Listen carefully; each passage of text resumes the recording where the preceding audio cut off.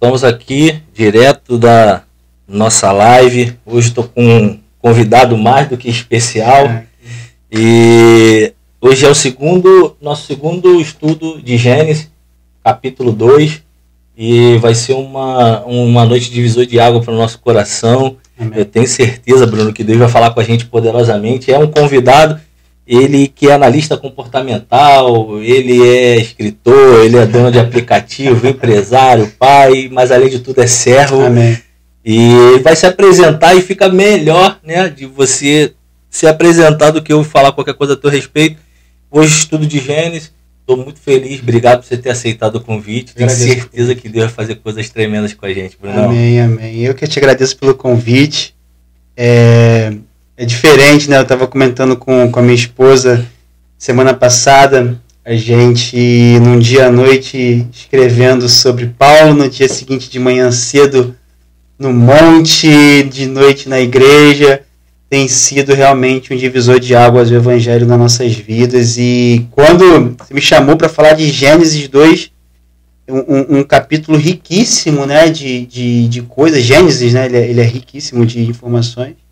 Mas me apresentando, eu sou Bruno Mendonça, eu sou analista comportamental, sou empresário, atuo hoje com serviços e consultoria, tenho um aplicativo, fazer meu jabá aqui é Service Book, você que não conhece, bota lá na sua Play Store, você vai encontrar onde você coloca o seu serviço e ali as pessoas entram ali e te contratam. A gente brinca que é o iFood dos serviços. Bacana, né? É bem bacana. E também dou consultoria empresarial, pessoal também, né? Principalmente para as pessoas que estão aí com dificuldade de se encontrar. Né? O autoconhecimento, eu costumo falar que o autoconhecimento é uma ferramenta riquíssima e ajuda muitas pessoas. Poderosa. Né? Tenho certeza que gabarito não falta para trazer algo do céu para o nosso coração. Amém, amém. Mas também para ser alguém que vai nos dar uma consultoria hoje aqui. Eu confesso que eu estou um pouco nervoso, isso aqui é novidade. A gente teve um podcast um tempo e também era algo muito forte no nosso coração, mas aqui a estrutura é incrível, falar a palavra de Deus também é gratificante ter a oportunidade de estar falando de Deus. Eu vejo as pessoas com muito temor, e eu acho louvável, né, você ter o temor por falar alguma coisa errada, etc. Mas hoje eu vejo o quanto é gratificante ter a oportunidade, né, de transbordar, dividir, não reter aquilo que Deus tem falado no nosso coração. Fala um pouquinho do lugar onde você congrega, legal. Aí também. Nós estamos aqui do Recreio, Oceanos em Move. Você também pode encontrar Oceanos em Movies em Caxias, Belfor Roxo. Ali no Barro Word. Quem conhece aqui o Recreio, região da Barra, Barro Word. Nós hoje estamos no primeiro subsolo, a igreja do pastor Emerson, pastora Maiara, são uma bênção. E eu vou te falar, pastores são incríveis. Eu tenho uma felicidade muito grande de ter voltado para Jesus no Oceanos, uma igreja que te abraça de uma forma que eu nunca tinha visto. Por muito tempo, eu pregava o Cristo sem igreja. Você consegue louvar a Deus sem igreja. E impressionante, porque quando eu entro na Oceanos, foi algo que aconteceu no meu coração, foi diferente, me senti em casa e hoje estou ali no Barro Word, primeiro subsolo, fico à vontade todas as domingo e quarta-feira de visitar a gente. Bacana. Então a gente vai entrar um pouquinho aqui no texto e a gente vai discorrer. Eu queria já também, como de costume, te indicar algo tremendo. Esse livro aqui, Arrebatamento da Igreja, De Volta à Origem, é um livro que tem falado no meu coração e sempre quando eu tenho oportunidade de trazer algo bacana demais para a sua vida, te indico. A gente hoje não botou o QR Code para você comprar, mas depois você deixa uma mensagem lá e a gente faz chegar até você. E como eu estava conversando com o Bruno, a nossa missão desse podcast, desse estudo, é a gente conseguir deixar um legado. E como eu estava te dizendo, a gente viu a necessidade de coisas simples serem abordadas de uma maneira clara, às vezes na simplicidade mesmo. E a gente entender como isso constrói pilares na nossa vida, como isso transforma a nossa mentalidade. E esse tempo é um tempo de a gente desfrutar dessa palavra que nos é nos dada. Amém? Então vamos sem delongas, vamos ler o texto aqui para vocês e depois a gente vai discorrer um pouquinho. A minha Bíblia é uma Almeida corrigida, amém? É uma palavra-chave, ela é do estudo do hebraico. Você aí que tiver com uma outra versão, mas eu quero ler, amém? Eu vou ler até o verso 3 e a gente bate um papo e a gente vai discorrendo sobre o texto. Legal, legal. Assim os céus e a terra e todo o seu exército foram acabados. E havendo Deus acabado no dia 7º a sua obra que tinha feito, descansou no 7º dia de toda a sua obra que tinha feito. E abençoou Deus o dia 7º e santificou, porque nele descansou toda a sua obra que Deus criara e fizera. Antes de tocar a bola pro Bruno, quando eu leio esse texto, a primeira coisa que me chama a atenção, Bruno, que o Espírito Santo tocou algo no meu coração, que é um texto que exatamente está lá no verso 2, no verso 1. Assim os céus e a terra e todo o seu exército foram acabados. Isso me chamou a atenção, porque antes de fazer um paralelo, o texto de Gênesis capítulo 1, ele faz a narrativa da cronologia do primeiro dia até o 7º. Uhum. Ele discorre resumidamente as obras de Deus nesses 7 dias. Quando chega no capítulo 2, ele vai explicar com mais detalhes dentro de cada dia episódios isolados. Mas antes de entrar esse texto, uma coisa me chama a atenção. E o que me chama a atenção? É que ele está falando algo que é incrível. E todo o seu exército foram acabados. Então me chama a atenção o seguinte, que Deus ele criou nos céus um exército pronto para pelejar. Porque se não fosse para que nos desse um respaldo de guerra, não seria um exército. E esse texto ele me dá uma luz de como está escrito em Apocalipse capítulo 2, que 1/3 dos anjos vão cair para uma rebelião de Satanás. Isso me dá uma matemática clara, que se 1/3 dos anjos caíram, para cada demônio que está nos atingindo, eu tenho 2 para nos guardar.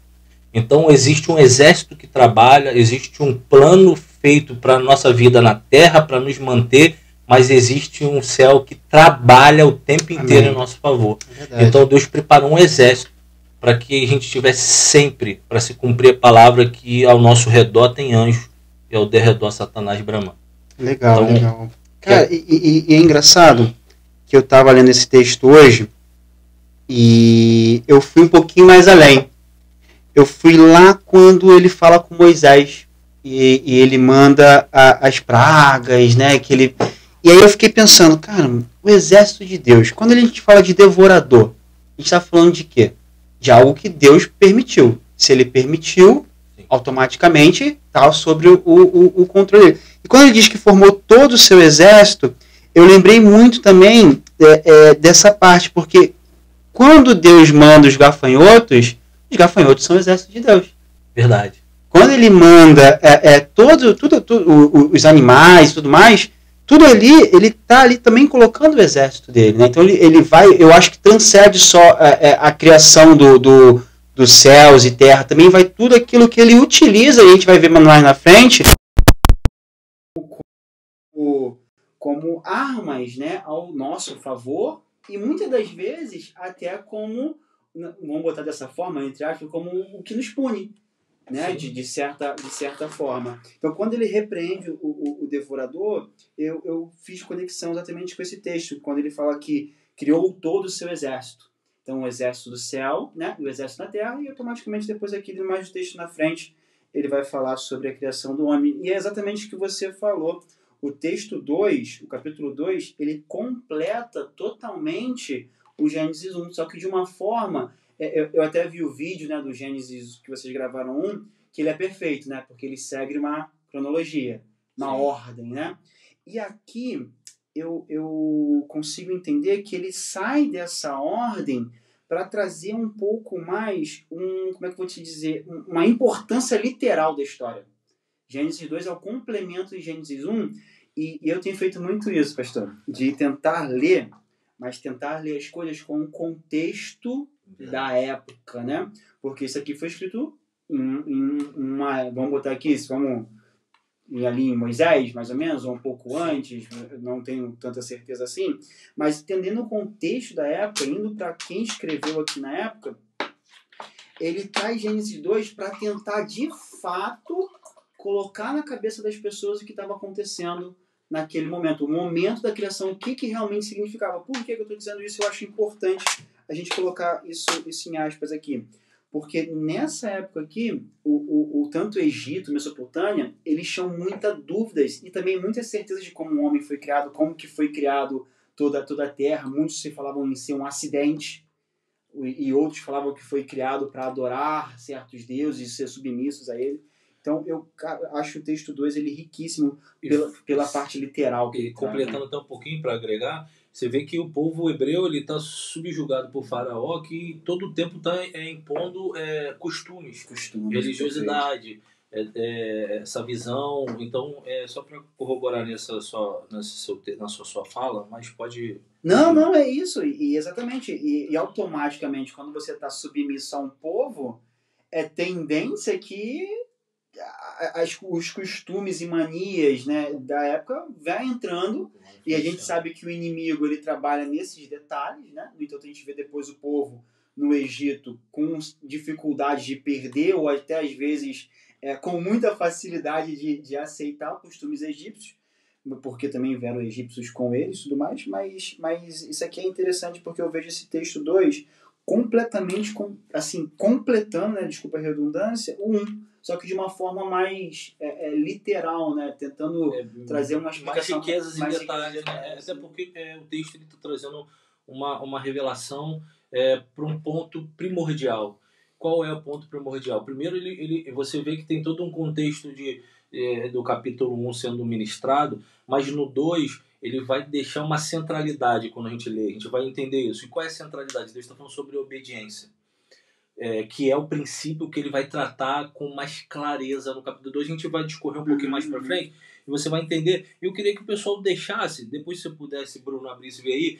Pessoal, se o som tá legal, a gente desligou lá porque tava um pouquinho, o retorno aqui pra gente até parou, mas dá um feedback pra gente do som, como é que tá, se tá tudo certo.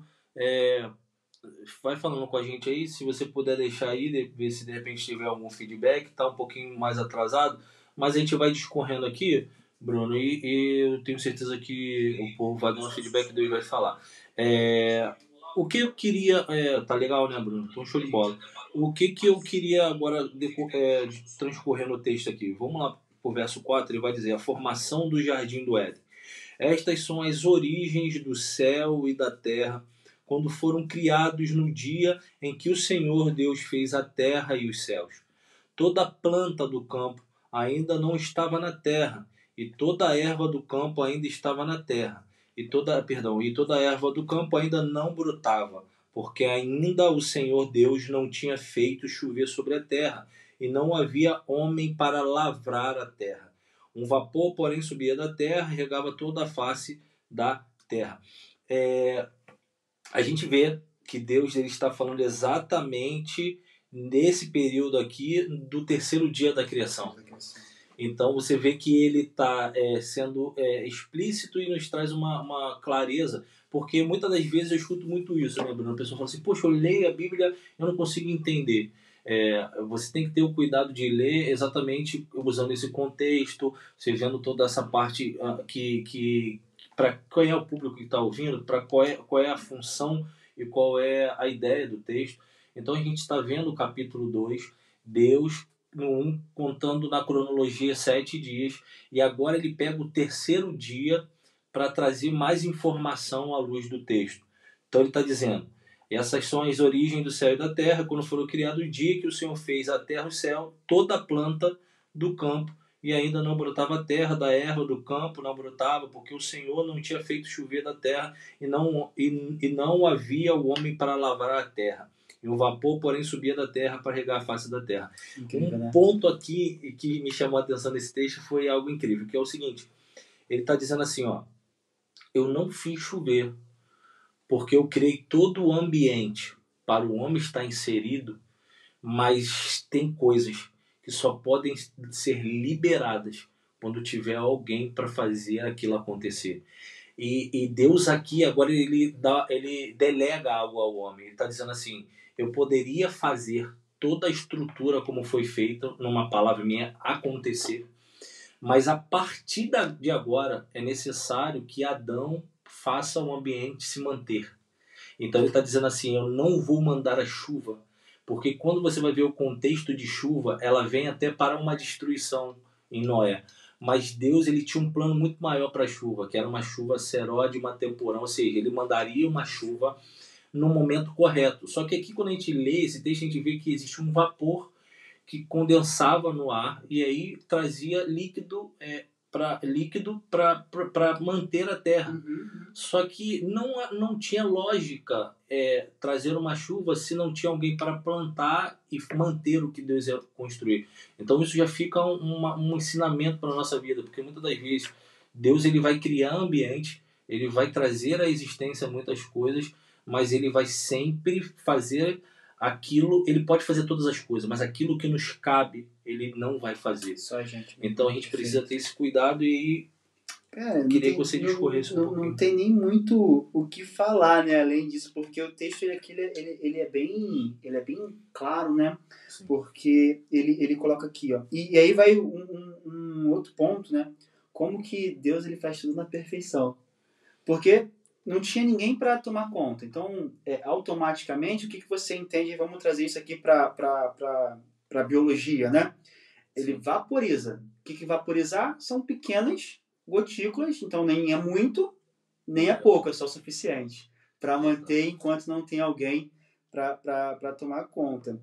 E o texto ele vai por essa linha, e foi muito bem que você colocou, né? Porque o contexto da chuva que Deus queria entregar depois tem toda uma dinâmica, né? Por trás disso, mas a gente vê aqui, né? Quando ele irriga toda a superfície do solo. Cara, hoje de tarde, pastor, eu fiquei pensando, caramba, como que pode Gênesis 2? A gente ficaria aqui, eu acho que uns 2 dias só falando sobre Gênesis 2. Eu tenho que tomar até cuidado porque eu me empolgo. E a gente vai falando. Mas, mais uma vez, né, a gente pode ver a perfeição da mão de Deus. Tem um ditado popular, né, que Deus escreve certos com linhas tortas, e esse texto aqui diz exatamente ao contrário. Deus escreve certo com linhas certas, não tem nada de torto no que Deus faz. É incrível, é perfeito. A gota... Por que tem que ser gota? Porque é a medida certa. É a medida certa. E às vezes a gente não entende. Porque... Muito estraga e pouco estraga. E esse texto aqui, ele para quem quer dar o dízimo aí na igreja, ele é riquíssimo. Porque às vezes a gente não está entendendo o porquê a nossa vida só tem o suficiente. Verdade. Porque Deus está falando aqui, se eu der muito, não tem quem tome conta, você não está preparado, a terra não está pronta. Eu preciso que você esteja pronto para eu mandar a chuva. Exatamente. Porque enquanto você não está pronto, enquanto as coisas não estão prontas, não vai ter abundância. E o que é abundância nesse caso aqui? Aqui não está dizendo de crescimento, de mais, de ter além do que ele já colocou. Mas ele também é perfeito, porque ele já deu o suficiente. Exatamente. E Deus, o Evangelho, ele é isso. Deus em nenhum momento fala que não vai deixar de te dar as coisas, né? Mas o que você está preparado? Aqui deixa bem claro, você está pronto para receber ou não? Será que você já está pronto para cair a chuva? Isso aí é muito forte, é muito interessante esse ponto de vista, porque você foi feliz nesse ponto quando isso precisa estar enfatizado no coração de alguém. Deus ele nunca vai mandar algo que vai fazer aquilo que você plantou crescer numa medida que vai transbordar antes que você saiba que a árvore vai estar podada, o ambiente vai estar preparado. Porque o que adianta se Deus te der dano de frutos sem você saber estocar, sem você saber organizar, sem você saber distribuir e fazer aquilo gerar mais depois de uma colheita. Então, assim, isso falou meu coração E já fica aí uma mensagem poderosa para quem está nos assistindo, porque eu tenho certeza que isso vai falar o coração de alguém. Amém. Vamos lá para o verso 7? Aqui começa, né? Aqui começa o mistério. Começa o rolo aqui. E formou o Senhor Deus o homem do pó da terra, e soprou os seus narizes o fôlego de vida, e o homem foi feito alma vivente. E plantou o Senhor Deus um jardim do Éden, da banda do Oriente, e pôs ali um homem que tinha formado. E o Senhor Deus fez brotar da terra toda a árvore agradável à vista e boa para a comida, e a árvore da vida no meio do jardim, e a árvore da ciência do bem e do mal. Aqui já também a gente tem pregação para mais de metro. E vários homens de Deus já discorreram sobre esse texto, então e aqui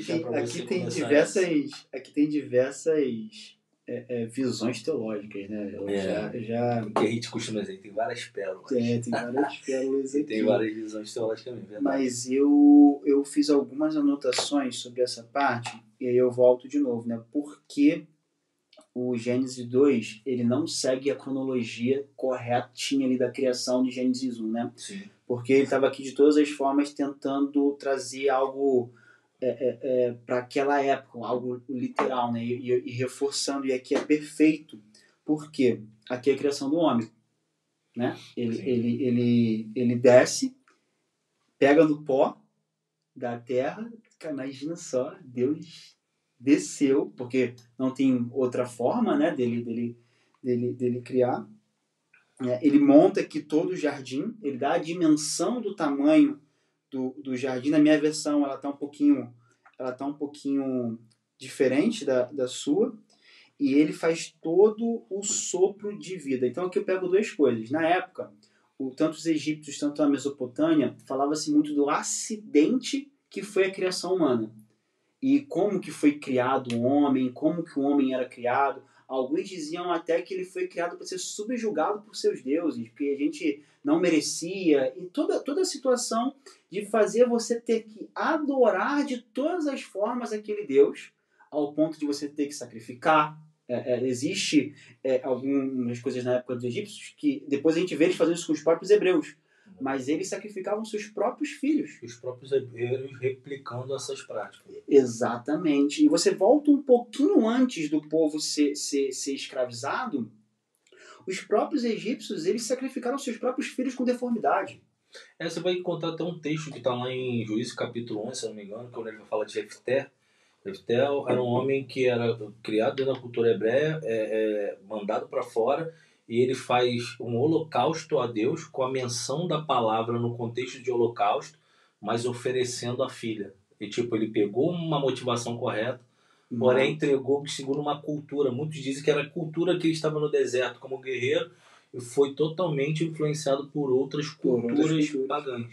E aí você vê Deus descer, ele pega ali o homem do pó, e aqui tem uma simbologia que é incrível, que mostra que realmente o quão nós somos pequenos na mão de Deus, né? Porque também, nessa época, trazia muito a adoração aos seus cabeças. Então, Faraó, Deus Reis, existia muito isso, a questão do Deus Rei. Só para contextualizar um pouquinho para quem está ouvindo, entender, o que o Bruno está dizendo é que ele está olhando o contexto da palavra inserida para o momento de quem está ouvindo. De quem está ouvindo. Ele não está falando dentro do contexto da narrativa do texto, porque esse período que foi escrito Gênesis, bem provavelmente por Moisés, foi para um povo hebreu que já tinha saído de um cativeiro, estava sendo ministrado por Moisés por uma revelação do céu, que precisava ter uma linguagem que eles entendiam para aquele tempo.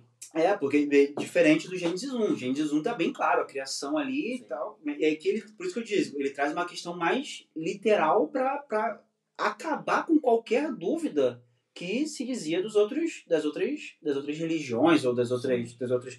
E aí ele pega e fala aqui, ó, com um sopro nas narinas o fôlego de vida. E aqui traz toda a dependência, né, que nós temos de Deus, porque ele traz a gente do pó e a gente vê o quanto nós somos totalmente dependentes dele com fôlego, que sem ele nós não somos nada. E aqui é incrível, até fiz uma anotação, né? Nós somos um ser formado de corpo, alma e espírito, né? Triptocomia, né? E quando Deus sopra aqui, eu fico imaginando, né? O plano de Deus lá na frente, nós teríamos, né, a queda do pecado e tal, mas ele sopra aqui, né? O espírito.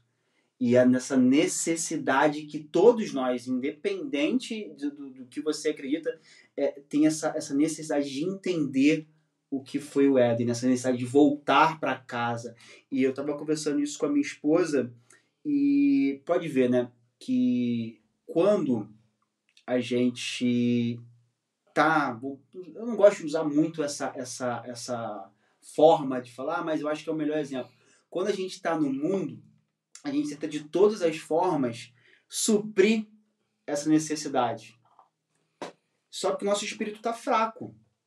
E a gente está fraco em espírito. E a gente vai tentando suprir essa necessidade com outras coisas. Aí eu digo muito por mim, né?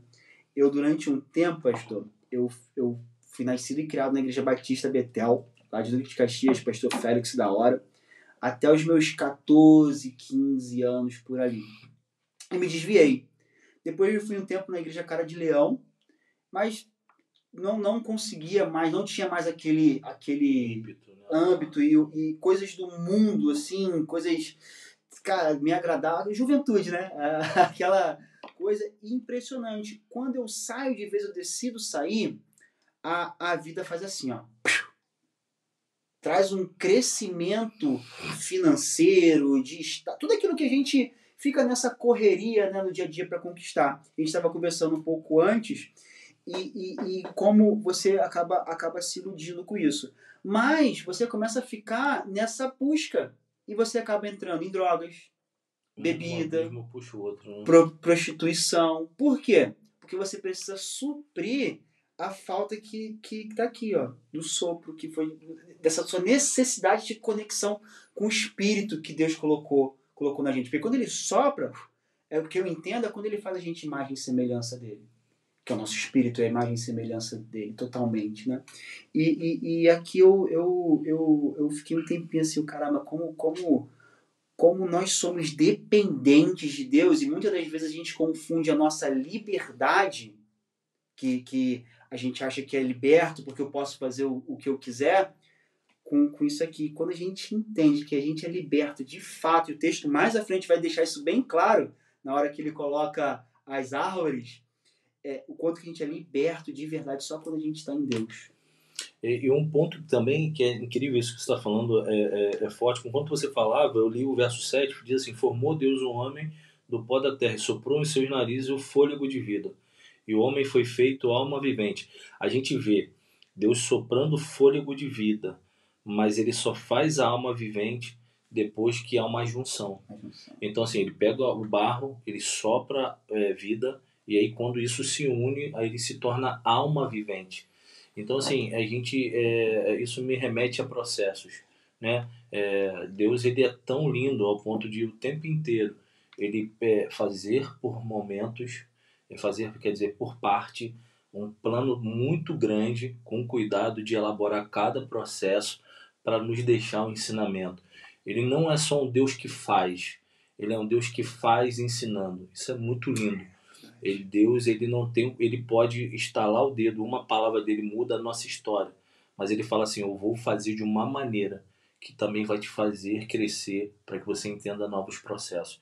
E foi o que você falou, essa questão da alma vivente é algo muito, muito forte, tem muita profundidade do pó, da terra. Eu escrevi um livro que se chama, depois eu vou até te dar, eu ainda não tenho o físico, eu tenho um e-book, mas está para chegar ao físico, eu vou te abençoar. E ele fala sobre o preço do campo de sangue, o valor da redenção, que fala sobre as 30 moedas que Judas traz Jesus. Só que tem toda uma simbologia, tem todo um significado por trás dessa ação. E você vê que o ambiente a qual Deus vai pedir Jeremias para descer a casa do oleiro era um lugar específico de uma terra que outra hora, foi o que você também já disse também, tinha um costume pagão de matar ali crianças e pessoas naquela terra, e foi uma terra amaldiçoada. Mas Deus usou aquela terra amaldiçoada para recomeçar um propósito de um plano. Então, assim, quando a gente fala do pó da terra, tem toda uma simbologia. Quando ele leva Jeremias já está fazendo uma ilusão desse texto, porque ele está trazendo o barro. Ele está falando assim, lembra lá atrás quando eu fui o formador? Então, você vai ver esse olheiro, ele também faz e refaz. Eu não te falei lá atrás, mas eu estou trazendo uma revelação agora, Jeremias. Eu sou não só o que faço o barro e sopro vida. Eu sou o Deus que faço o barro. E se eu ver que não está legal, eu quebro e faço de novo. Então, às vezes, esse quebrar de Deus que é ruim. E outro ponto que é interessante, que é o que está escrito aqui no verso 8. E plantou o Senhor no jardim do Éden uma banda do Oriente, pôs ali um homem que tinha formado. E o Senhor Deus fez brotar da terra árvore agradável à vista e boa para a comida, e árvore da vida no meio do jardim, e a árvore da ciência do bem e do mal. Esse texto aqui, para mim, é o chave do capítulo 2. Porque, como eu te falei, a centralidade da revelação de Gênesis capítulo 2 é falar sobre a obediência. Porque não tem como a gente ter parte com Deus sem não cumprir princípios. E isso ele está dizendo assim, eu sou poderoso para fazer tudo, mas isso aqui depende de vocês. Mas tem um ponto aqui, Bruno, que quando eu li isso, saltou meu coração, Deus falou algo poderoso e eu queria trazer uma revelação para quem está ouvindo a gente. O texto está dizendo que Deus ele fez várias árvores, boa vista para comer, mas ele colocou no meio dessas árvores 2 árvores específicas. Aqui eu já entendo uma coisa, que Deus toda vez que ele quer ensinar um princípio, ele vai sempre te levar para um lugar do secreto. Porque ele poderia colocar em qualquer lugar do jardim, mas ele colocou na centralidade, porque ele está dizendo assim, aqui é o lugar que você vai sempre me encontrar. E aqui eu te ensino um princípio. E qual é o princípio? Eu vou te deixar uma árvore, a qual você pode comer e a outra que você não pode comer. Mas tem um princípio aqui, uma está do lado da outra. Deus está falando o que está escrito lá em 1 Coríntios capítulo 10, verso 13, que ele está dizendo assim, Deus nunca vai te trazer uma prova sem antes te traga o escape. Ele está dizendo assim, toda vez que essa árvore que está te proibindo meter a mão para pegar, sempre há do lado um escape. Eu nunca vou deixar isso isolado para que você entenda que quando os teus olhos baterem ali, você não tenha como ter o escape. Então eu vou colocar do lado sempre a fuga para que você tenha um livramento. Então isso é lindo de Deus, que ele está dizendo assim, não quebre o princípio. E ele está dizendo assim, eu ainda vou te ajudar. Vou colocar algo que na hora que te der vontade, só olha um pouquinho pro lado. Balançou um pouquinho, eu tô Tem aqui, tenho escape pra você. Então, isso é lindo. Não, o amor dele, cara, é fenomenal. E eu vou te dizer, eu vou te dizer um pouco mais, que aqui no texto ele fala, criei várias, em outras versões vem escrito multidões. Imagina o tanto de árvores frutíferas, ele ainda diz que boas para comer. E aí eu trago o tamanho da liberdade versus o que ele pediu para você não fazer. Porque o que, eu não sei, né, quem vai ouvir aqui a gente, mas é Deus dizendo que a liberdade é muito maior estando comigo. Eu só te pedi para não fazer 2 coisas. Ou vou melhorar, eu só te pedi para não fazer uma, porque a outra é da vida. Eu não falei nenhum, aqui a gente não encontra nenhum do texto o momento que a árvore da vida tinha algum fruto, né? Mas a gente encontra aqui que a árvore do conhecimento do bem e do mal tinha o fruto. Sim. Ele só pede uma coisa, ter multidões de árvores para você comer, torna a repetir, agradáveis, boas. Imagina como é que deveria ser lindo, né? E um ponto central aí é que exatamente isso. Deus está ensinando um princípio aqui que ele está dizendo assim, a maioria das vezes, a tua vista que vai te trazer aquilo que você olha. Porque a gente hoje tem deixado de buscar algo incrível, que é discernimento de espírito. É aquilo que a gente enxerga por trás do que os nossos olhos veem. Então, assim, exatamente, ele está dizendo assim, geralmente nós caímos pelo que vemos. Então ele está dizendo assim, cara, eu vou fazer questão de construir algo tão lindo para você não se perder no meio disso. E é forte isso, cara. Você falou um ponto-chave. Eu vejo... Eu sempre vou me colocar que eu acho que o melhor exemplo é o exemplo que nós damos de nós mesmos. Sim. Porque falar dos outros é ruim, porque alguém pode chegar, né, e se ofender e tal. Por muito tempo, eu me converti, tem aí, acho que vai fazer 2 anos, mas eu confesso para você que eu me sinto convertido nos últimos 3 meses. E é incrível a diferença de você se converter. Não, eu costumo dizer isso, eu tenho 15 anos de igreja, mas devo ter uns 2 anos de convertido. Eu fui ler um livro, e eu até postei esses dias, né, a sequência que eu tenho lido, a pastora me revelou uma mensagem e tal, a gente, aconteceu uma situação onde meu filho, ele viu certa, a gente não sabe exatamente o que na fumaça, mas com uma tranquilidade, com um discernimento, e eu, caramba, o que é isso que esse menino tem e tal. E a pastora me deu uma orientação, né, para buscar mais sobre espiritualidade, para entender mais. Eu li 2 livros, né, um do pastor Miqueias, que é a Batalha Espiritual, e li agora o Porcos na Sala, isso em fevereiro.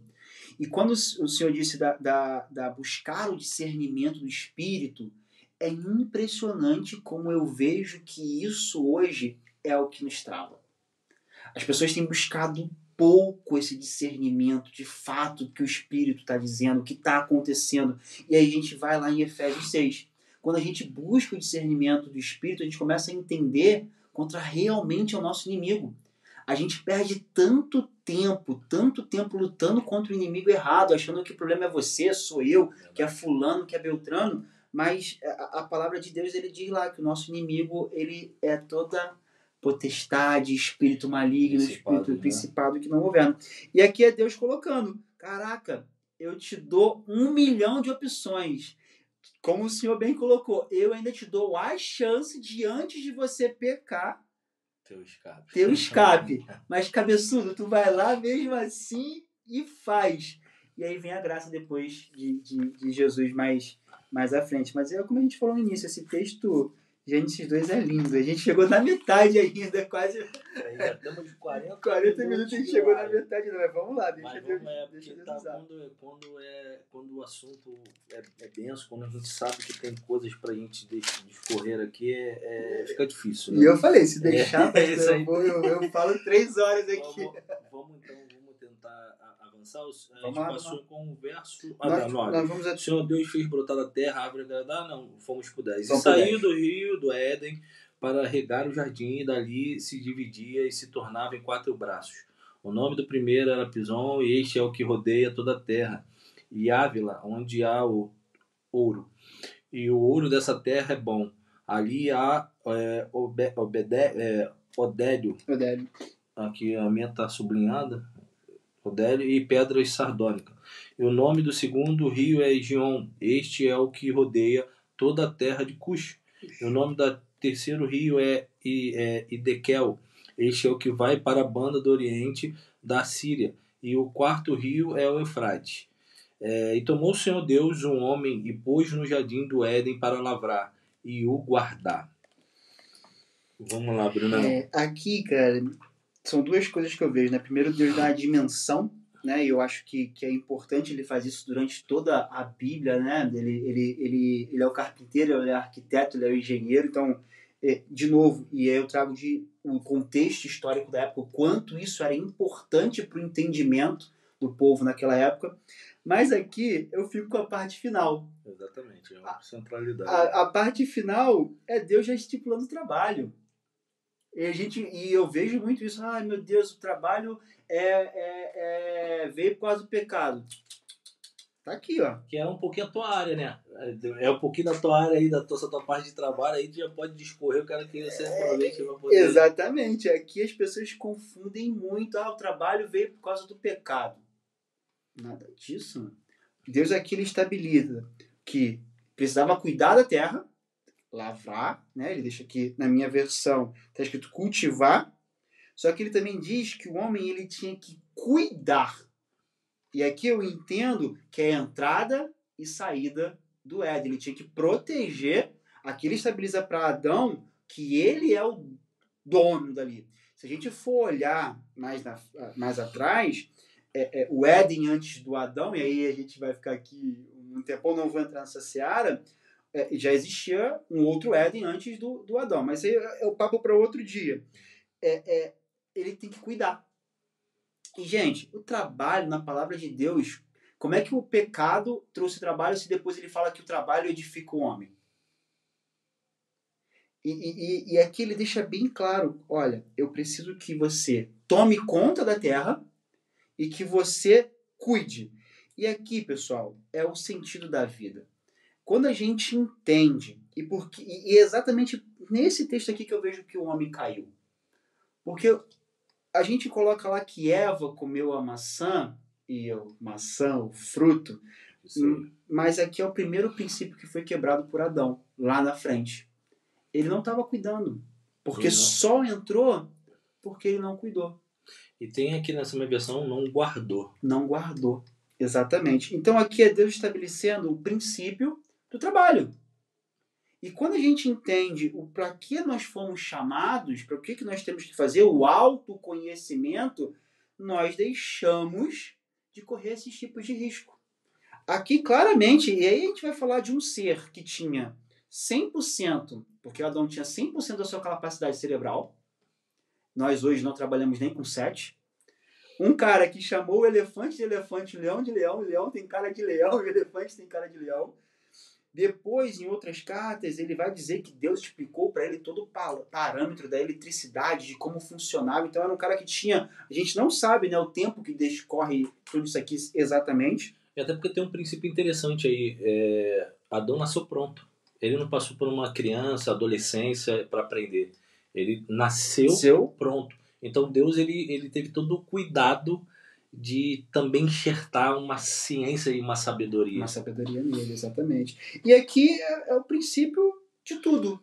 Na minha visão, é o primeiro princípio que Deus estabelece para o homem, né? O que você tem que fazer, e quebra esse paradigma da gente achar o trabalho ruim, né? Por causa que o trabalho edifica o homem, a gente vai ver lá na frente. O trabalho, ele enobrece a gente. Imagina só, toda vez que você... Por exemplo, você está aqui, na sua estrutura, e a gente sai daqui agora, e, pô, caraca, que podcast maneiro, mano, você não vai ficar feliz?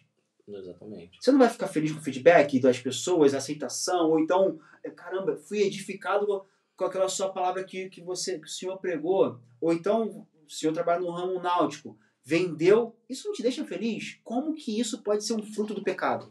Exatamente. E é aqui Deus falando. Não tem um paralelo, não consigo enxergar alguém que consiga entender uma teologia que acha que o trabalho vem do pecado. E é impressionante como a gente escuta isso por aí. Muita coisa. Eu escutei várias vezes. E até porque, Bruno, se você olhar o contexto, está dizendo o seguinte...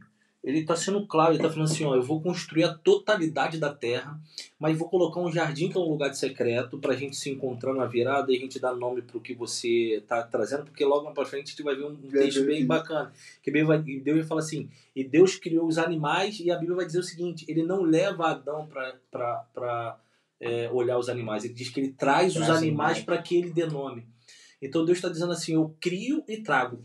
Então você vê Deus, ele constrói toda a estrutura do planeta, constrói um lugar secreto para ter relacionamento, e está falando assim, depois que eu te formar, e agora esse ambiente aqui você precisa cuidar e você precisa cumprir propósito, que é o que? Multiplicar. Porque quando ele começa a multiplicar, mesmo redundante em grande quantidade,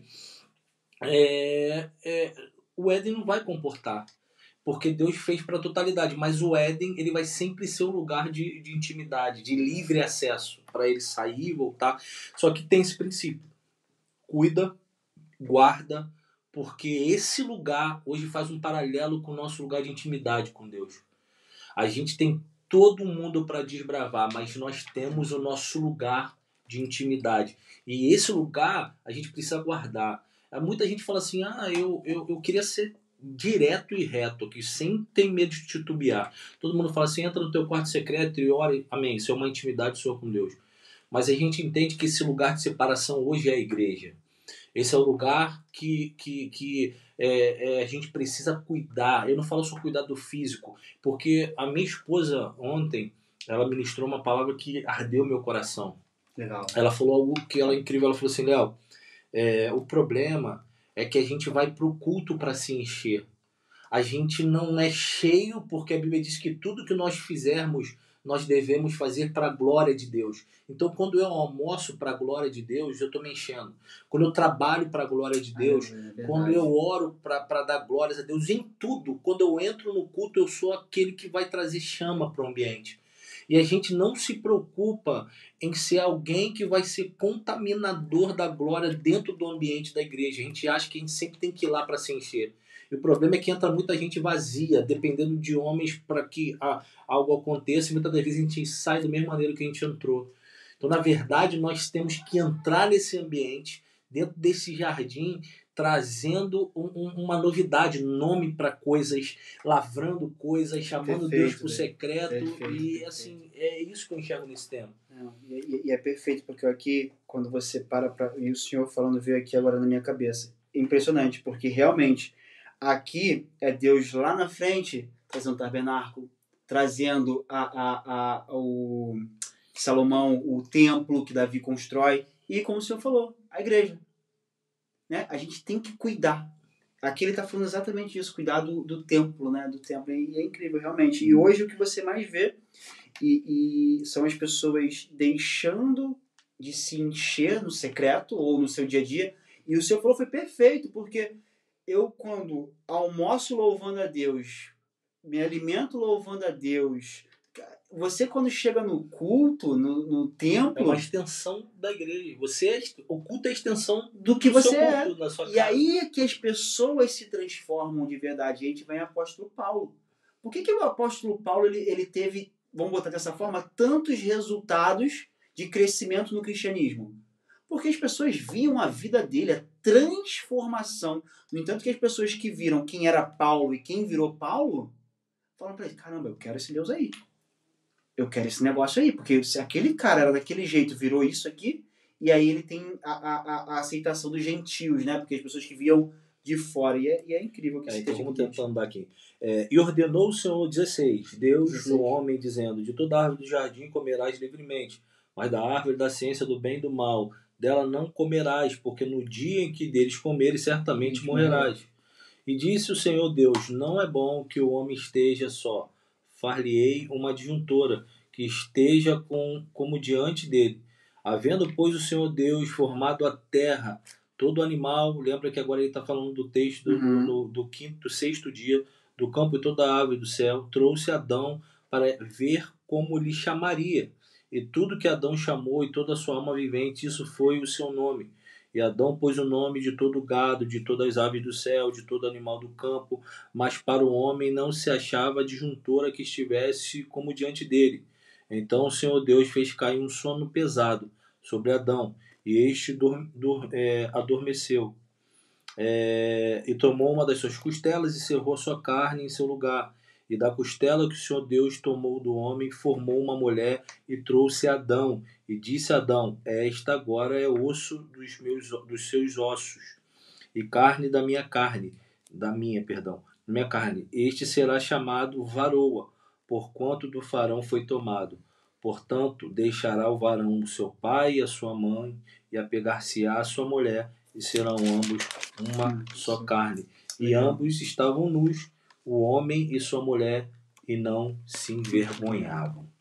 Amém? Pastor, aqui eu vejo duas coisas bem legais, né? De novo, é a primeira vez que a gente vê Deus falar que fez algo que não foi bom.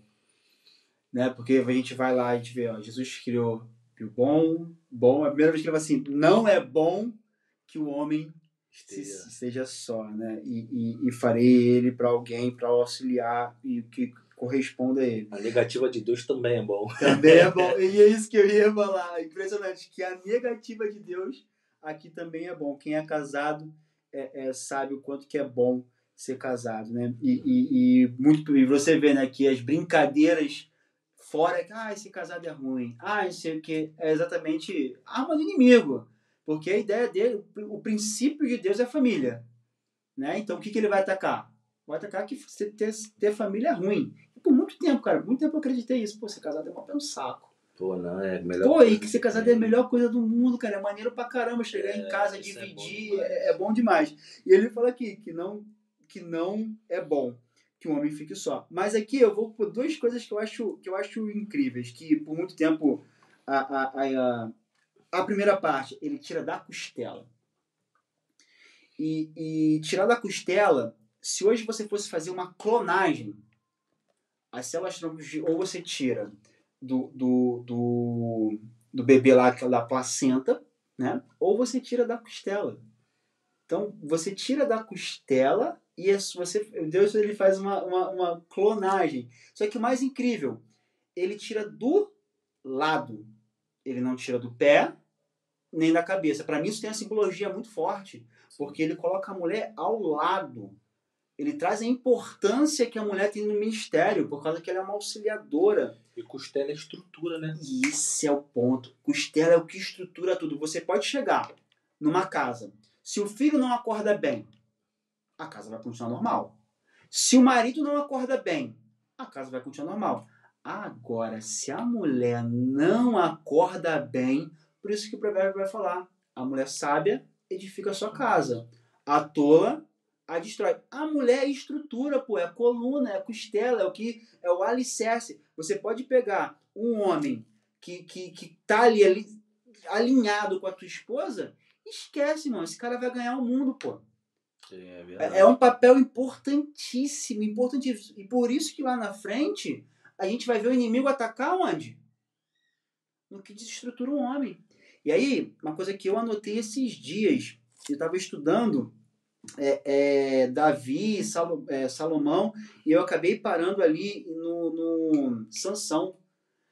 Impressionante como as mulheres elas precisam ter cuidado, porque não é heresia que eu vou falar agora. Muitas das vezes o homem escuta mais a voz da mulher do que a voz de Deus. Sim. Tá na Bíblia que diversos homens caíram porque escutaram mais a mulher do que a voz de Deus. Então por isso que a mulher sábia edifica tanto assim a casa, por causa daquela estrutura. E no final aqui do texto, aí e a gente já avançou até a hora. De novo eu pego um contexto histórico que serve até hoje. As pessoas estavam construindo a sua vida e ficando na tenda dos pais. O quanto é bom você construir o teu casamento, sair da tenda dos pais. Aqui ele estava dando uma aplicação para algo que estava um fenômeno da época. Eu casava, mas eu continuava na casa do meu pai, na tenda do meu pai. Um puxadinho ali, não é muito diferente de hoje. E aqui ele estava tentando resolver um problema que já era lá da época. Cara, o homem ele tem que deixar o pai e a mãe para ir viver a sua vida com a sua esposa. Porque senão você vai ter um problema. Então, quando eu estava estudando esse texto hoje, aí eu fui lá, cara, por que essa necessidade? Ele poderia terminar aqui, né? O homem e a mulher e acabou. Mas o homem deixará o pai e se unirá à mulher. Porque senão há um conflito.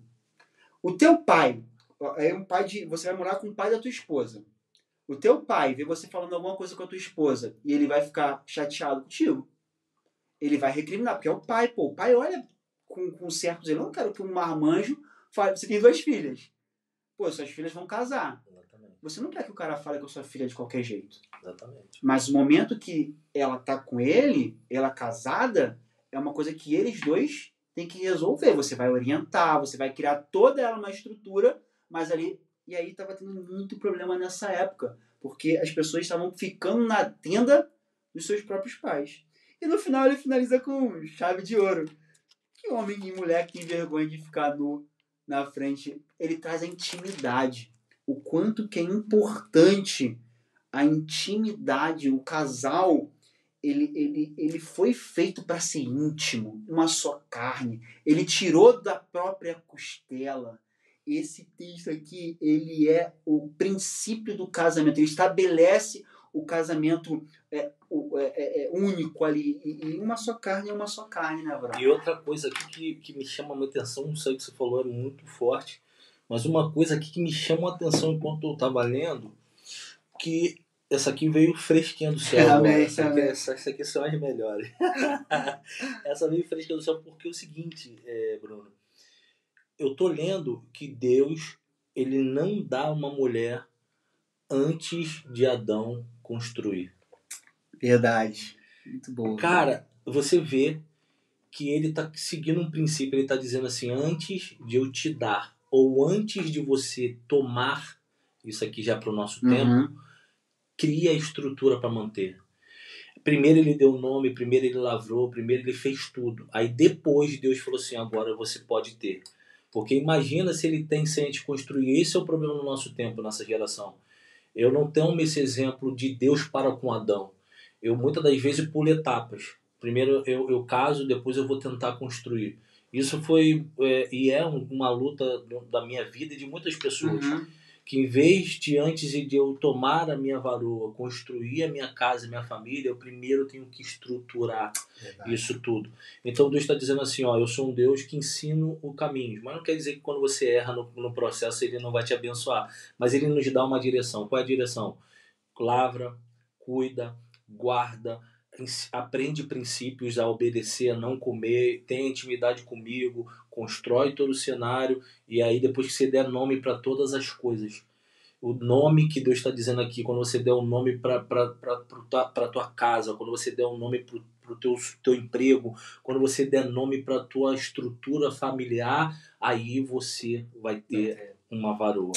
E outra coisa que aqui é lindo, que Deus, a todas as coisas Adão dá nome. Mas quando chega em Eva, ele fala assim, não, essa daí você não dá nome não, essa daí por quanto o nome quem dá sou eu. E é a varoa. Mais pra frente, Adão vai dar um nome que é Eva. Mas antes dele dar o nome de Eva, Deus falou assim, essa quem dá o nome sou eu. Por quê? Porque essa daqui não só está saindo da sua costela, mas é uma provisão minha para você entender que quando você conseguir andar lado a lado, entendendo que você não vai dar nome sobre ela, para que você não esteja acima dela, mas do lado, você vai ver coisas grandes e tremendas, como você disse. Verdade. Isso é lindo demais. Esse aqui já é o final do nosso capítulo 2. Cara. Deixa aí uma consideração final, Brunão, pra gente poder... a gente pensa que uma hora é muita coisa, mas passa muito passa muito rápido, né? Como você desenvolve. Pastor, primeiramente te agradecer o convite. Tem sido tudo muito intenso nesses dias. Eu vejo total mão de Deus e misericórdia dele na minha vida. Parabéns pelo projeto. Eu tenho visto muito isso. As pessoas leem o texto e não conseguem entender. E aí tem diversos fatores, né? Tanto espiritual, tanto também realmente de encontrar e busca. E esse projeto é incrível porque trazer um entendimento para algo que as pessoas têm dificuldade, que é a verdade, que é a palavra e ela que vai nos libertar, é algo incrível. Então, parabéns pelo projeto. Se eu pudesse fazer uma consideração final para esse texto, é um texto riquíssimo, onde a gente fundamentou aqui alguns princípios, e Deus ele não negocia princípios para nos abençoar. Verdade. Você pode ver que aqui ele estabeleceu princípios para Adão, para trazer bênção para ele, trazer bênção para toda a humanidade.